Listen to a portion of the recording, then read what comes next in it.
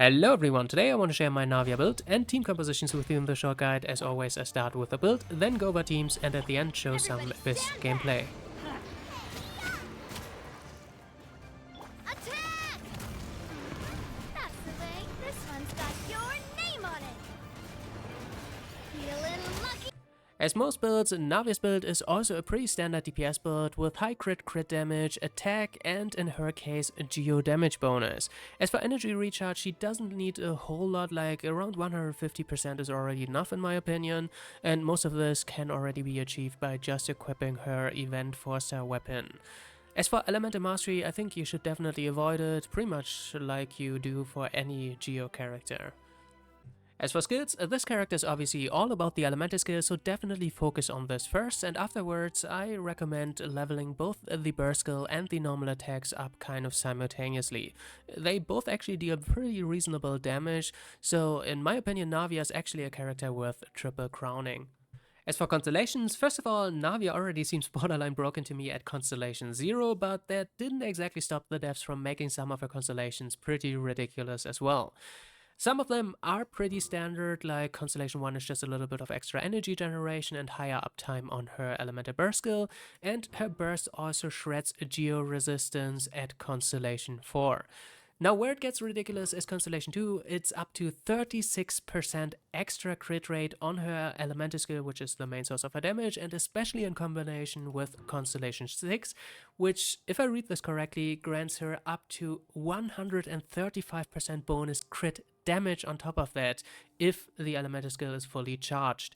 And after that, you also get 3 of your bullets returned to you, so you only have to refresh 3 of them. And why this is so good in my opinion is because it's a lot of extra crit rate and crit damage, which scales like crazy. Imagine like a Mona setup. I think Navia will unironically hit for like 1,000,000 damage at 100% crit rate on some builds, so pretty ridiculous. As for weapon options, there isn't much to say. Navia has a great free-to-play option with the new event weapon. It has very high base attack and a lot of extra bonus attack, which is great for Navia because for some reason she has a lot of attack scaling going on in her skill kit already. So with the 4-star weapon equipped, she somehow ends up at 3k attack baseline. And if you don't happen to get this weapon, then you can run the prototype Archaic. It is a little bit worse. It has the same base attack, but less attack percentage, and you also lose the energy recharge. And I think that's pretty much it. I don't think the Sacrificial Greatsword is that nice. I don't think you need the skill reset. And similar for this weapon, you might read elemental skill damage, but it's 510 base attack. Just look at this. You lose over 500 attack over the event weapon, and I think about 400 attack over the prototype Archaic, so not worth it at all. As for artifacts, we already covered substats earlier. As for main stats, it's guaranteed attack percentage on this slot, then geo damage bonus on the cup, and in the last slot, crit rate or crit damage, whichever one balances your stats better.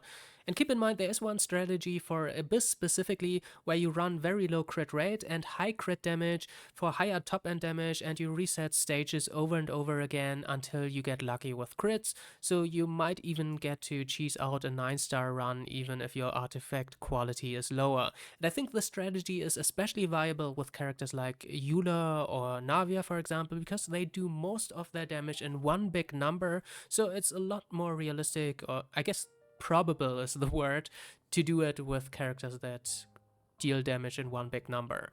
And then again for the set, back to artifacts, eventually you want the new, I think it's called Nighttime Whispers in the Echoing Woods, exactly that set, but until then just some bonus stats like attack for me or geo damage bonus would be another option. As for team compositions, it might be debatable whether you want to label Navia as a standard main DPS, but she does demand a fair amount of field time and she does most of her damage while on field. So in my experience, it's best to just pair her with sub-DPS and utility characters. And on top of that, you also want Geo Resonance. I think it's super strong and you already fulfill the conditions with having to build a team around Crystallize, so there's no reason to give it up. I think there are only a few good options. Definitely Zhongli is the best one. After this, Albedo can be good.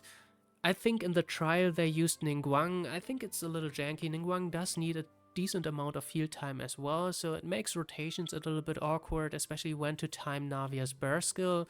So I'm not a big fan, but if you don't have the other two, it's definitely an option. And then you also only want Crystallize in your team. You don't want any other reactions because you want to fill up Navia's magazine and her umbrella ASAP. That's basically the whole game plan. And in the remaining 2 slots, you're looking for either Hydro, Cryo, Electro, or Pyro characters. And not just to trigger the elemental reaction, but also to satisfy Navia's passive skill, which grants her extra attack. If you have 2 of those elements in your team, it can even be twice the same element. In fact, it kind of should be twice the same element, because if you run 2 different ones like Electro plus Pyro, you make things inconsistent by triggering a lot of extra unwanted overload instead of like Crystallize to recharge Navia's gun. So you can run double Electro in this case, for example, with Yai Miko, for example. Where is she? There. Or you can even cheat a little bit and run either of those elements with an Anemo character like Kazuha, for example, which can infuse his burst skill with, in this case, Electro, and you only have Electro plus Geo technically in your team. Instead of Kazuha, you also have something like Lynette, for example. Her Anemo infusion lasts very long on her burst skill, and she has a passive skill which increases your team's attack, I believe. And aside from this, I think Fischl has very high elemental off-field application with her passive skill and her bird. Other than that, I think the next best option would be Zhongling. She also has both her elemental skill and burst skill, who can both apply pyro simultaneously. So these are really nice to recharge Navia really quickly. Other than that, you have other options like, for example, Dia or something like Beidou. They are okay, but not as good as the other options, for example. And then, of course, I already mentioned Mona earlier, who is really nice to set up big burst damage with a skill like Navia's elemental skill. And then you can also run double utility character with Bennett plus Zhongli, and if you run Bennett, I think you definitely want Zhongling for obviously Pyro Resonance, but aside from this, Bennett obviously does nothing in terms of elemental application while he's off-field, so you need a strong character to make up for him. Again, Zhongling is basically the only one.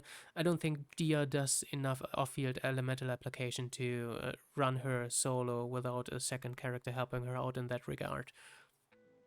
And then the last exception, in my opinion, is specifically if you have Albedo and Constellation 6 Goro. I don't have either of those, so these slots are free, but imagine they are here. C6 Goro is good because he fulfills the role as a healer, and he can also buff crit damage to Geo characters. So it's really nice not just to synergize with Albedo in this case, but also with Navia. And then you just pick Fischl because, again, it's a character that has very high off-field elemental application, so she alone can feed enough Geo crystals into Navia. And now for the showcase. Navia is actually really easy to use. You just need to be somewhat mindful of her rotations. The first thing you always need to do is apply Zhongli's shield, for example, or put down Albedo's elemental skill, and then you straight up go into Navia and open up with her elemental burst skill. And then you switch to your other characters and trigger a bunch of elemental reactions to recharge Navia's gun, like so, and then you just wait until you shoot, and like so. And then you just do a bunch of normal attacks with the Geo infusion to recharge her gun for the second shot, shoot, and then you go back to your Zhongli, Albedo or something, refresh, and then back to Navia, and rinse and repeat with her burst skill. And for now, I'm gonna leave you with some Abyss gameplay, and in this footage I used the 4-star event weapon, even though you might have seen I have Navia's own 5-star weapon, but this felt like a more appropriate showcase for like a free-to-play build, I guess.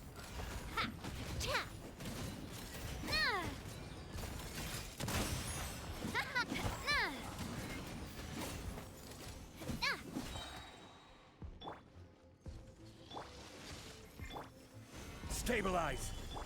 Attack! Everybody stand back! Out of the frying pan! Hey there! Feeling lucky?